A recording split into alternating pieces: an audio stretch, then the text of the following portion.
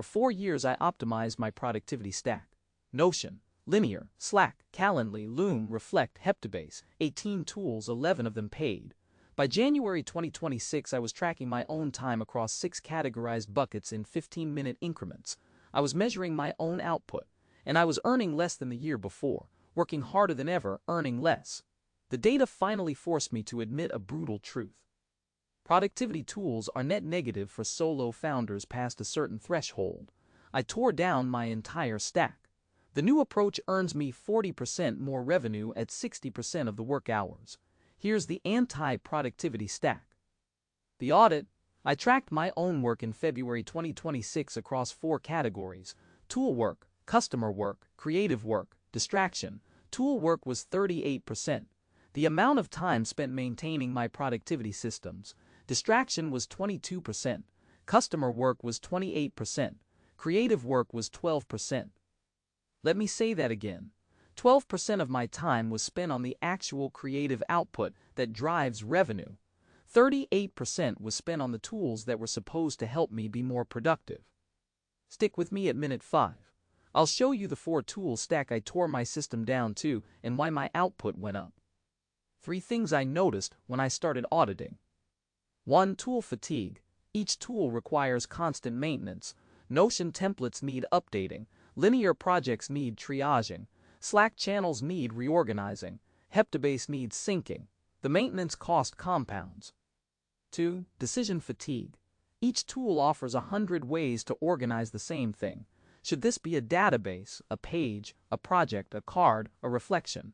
The decision overhead is brutal at solo founder scale. 3. Switching cost. The act of moving between tools is expensive. The mental load of remembering which tool holds which information. Every context switch costs 5 to 15 minutes. The anti-productivity stack. 4 tools, that's it. Number 4. The plain text file. Plain text, markdown, saved locally, synced to a single cloud drive, no app required, no subscription, no cloud database. What I store there: project notes, customer details, idea fragments, meeting summaries, sales pipeline. Yes, my entire CRM is a markdown table. Why this works: the cost of editing is 0, no app to open, no template to choose, no tag to add. I just open the file and write. The cost of search is 0. The system-level search across Markdown is faster than any productivity tool. Solo OS POV. The plain text file is the highest leverage productivity tool ever invented. Stop running away from it. Number 3. The calendar. Google Calendar, Apple Calendar, whatever. The calendar is the source of truth for what I am doing now and what is coming. Every meeting, every deep work block, every shipping deadline. What I removed: the to-do list app, the task manager, the project management tool. They were duplicating the calendar's job. How it works: if a thing matters, it goes on the calendar as a time block. Deep work block, 8 to 11 a.m. Tuesday, customer meeting, 2 to 3 p.m. Wednesday, shipping deadline, Friday end of day. If it's not on the calendar, it's not happening this week. Solo OS POV. The calendar is the only true source of priority because it represents real time. Everything else is theater.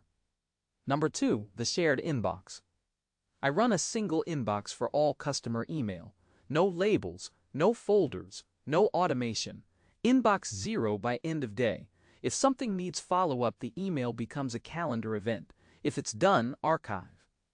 What I removed: customer relationship management software, customer support ticketing software, the marketing automation platform, all of it. The numbers: time saved, 6 hours per week. Money saved, $240 per month. Customer satisfaction, up. Why? Because I'm faster at responding when there's no triage system between me and the customer. Solo OS POV.